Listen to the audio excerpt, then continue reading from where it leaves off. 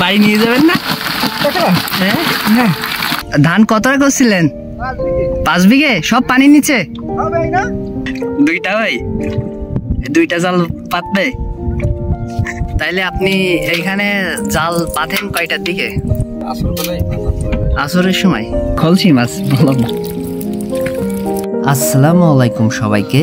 প্রকৃতি আমাকে টানে, তাই তো ছুটে যাই বারবার আপন মনে প্রকৃতির পানে। আজকে এসেছি যশোর জেলার শার্শা থানার কাইবা ইউনিয়নের ভবানীপুর গ্রামের বিলপাড়ায়। এই জায়গাটিতে অল্প সংখ্যক মানুষের বসবাস এবং অসম্ভব সুন্দর একটি জায়গা। এই জায়গাটিতে আমি মূলত এসেছি এখানকার ঠ্যাঙামারি নামে পরিচিত বিলের সৌন্দর্য উপভোগ করতে এবং আপনাদেরকে দেখাতে। শ্রাবণ শেষে যেন চুপিসারে এসেছে ভাদ্র।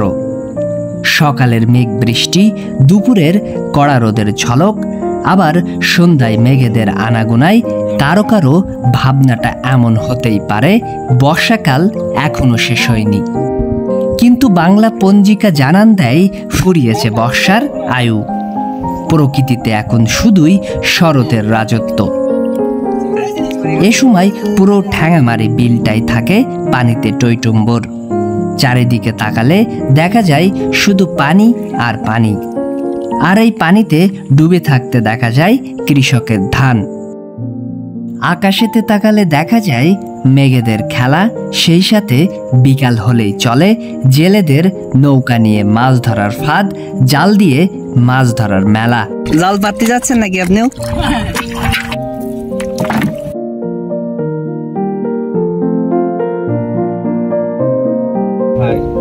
আপনার ধান ওগুলো সব ডুবে গেছে?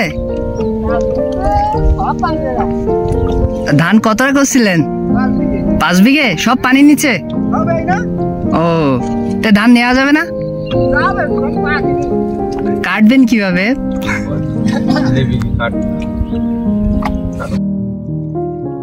কয়টা বাজারের দোকান আছে এখানে? নামিয়েছেন পানি কতটা দেখেছেন?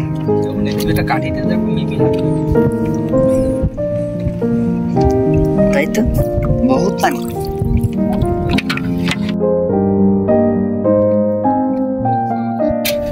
তাইলে আপনি এইখানে জাল পাতেন কয়টার দিকে?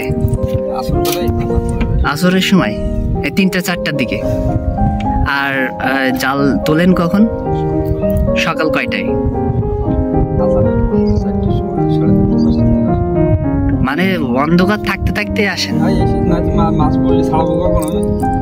অনেকক্ষণ লাগে?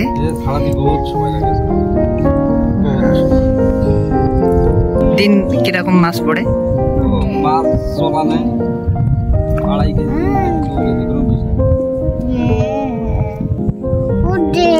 মাছ বিক্রি করেন কত করে কেজি?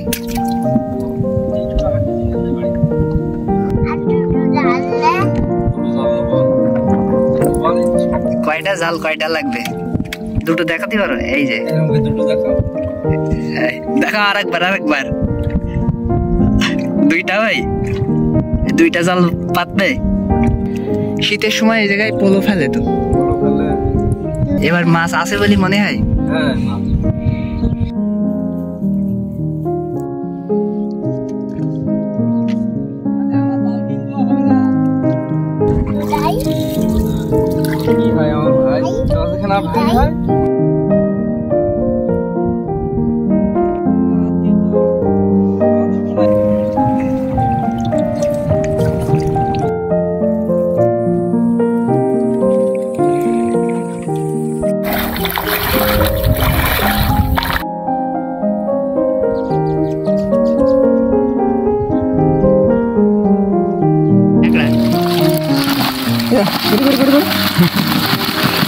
বাড়ি নিয়ে যাবেন না?